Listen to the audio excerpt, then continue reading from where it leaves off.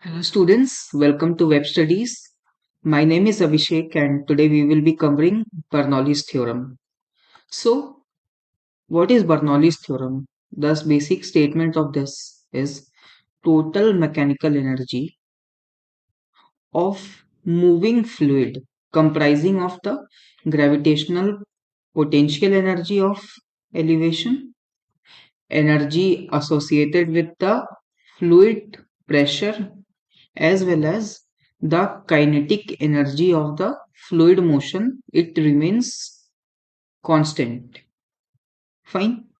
So Bernoulli's equation formula is a relation between pressure, kinetic energy and gravitational potential energy of a fluid in a container. Fine.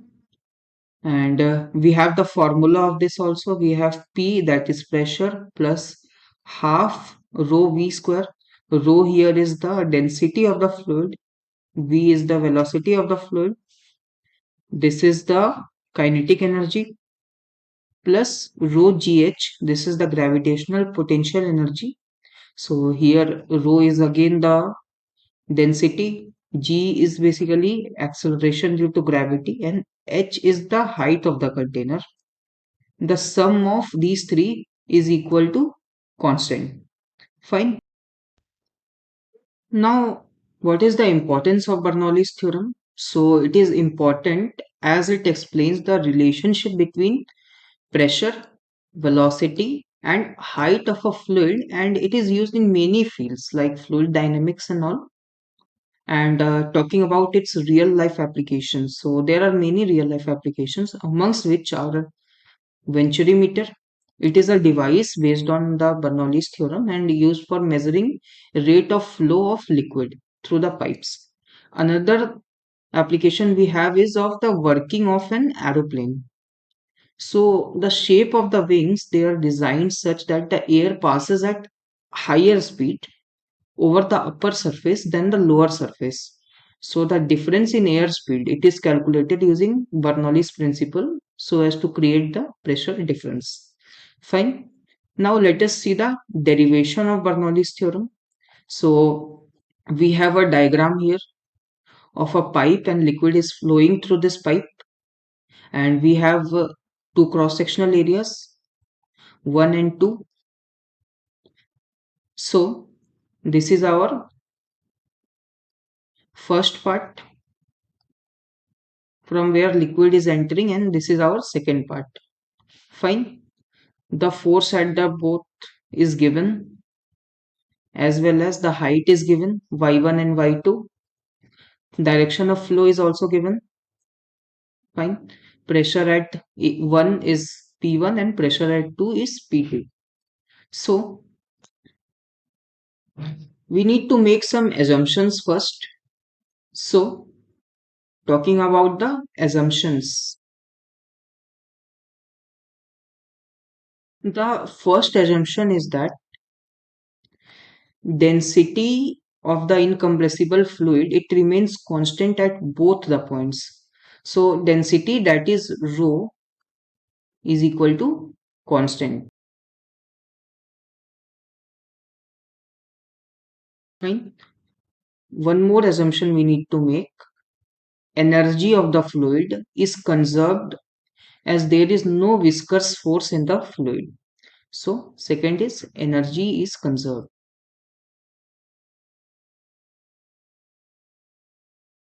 Fine.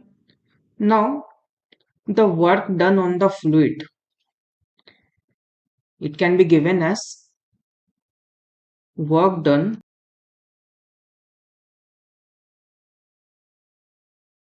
on the fluid,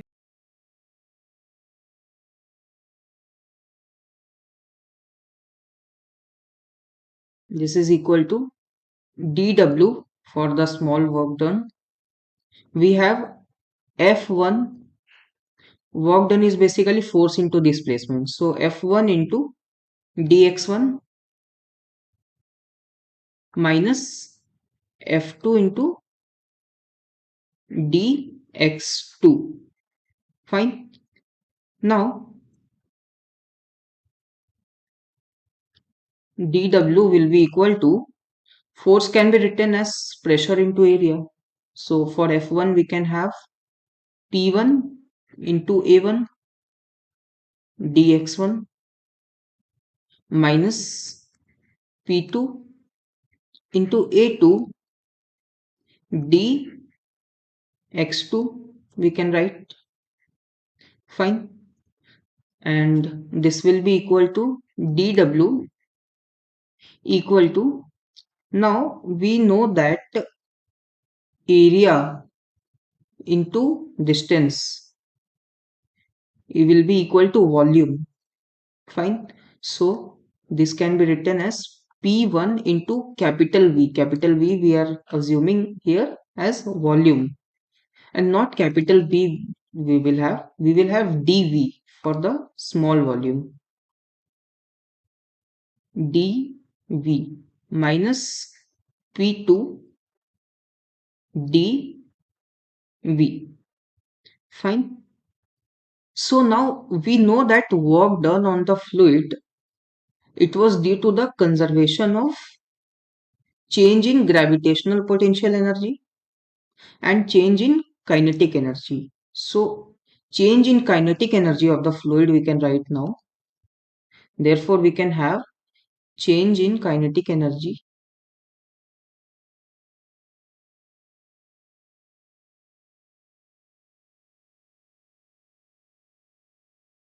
Fine. So change in kinetic energy means dk. This is equal to half into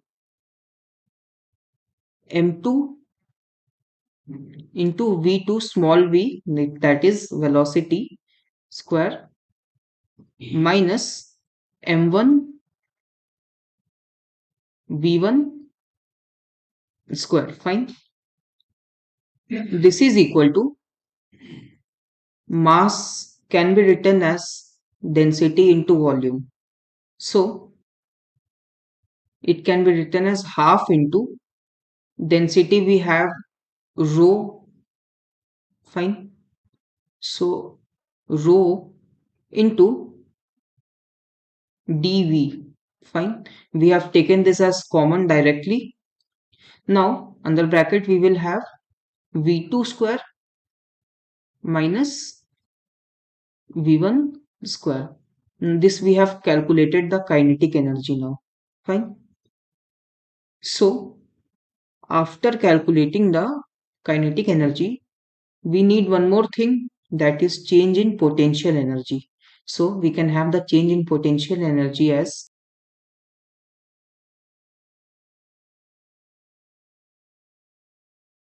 so this will be du,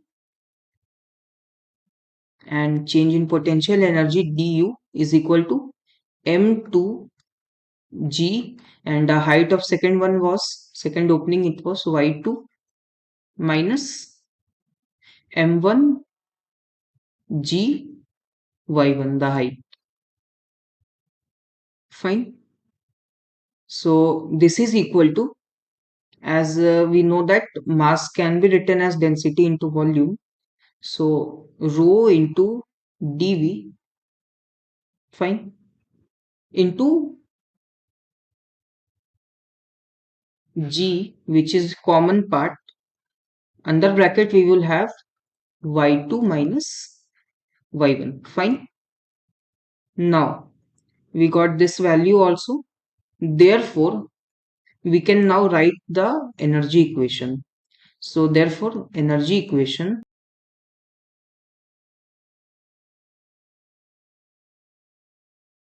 so energy equation can be written as work done, that is dW, this is the sum of the kinetic energy plus the potential energy. Fine.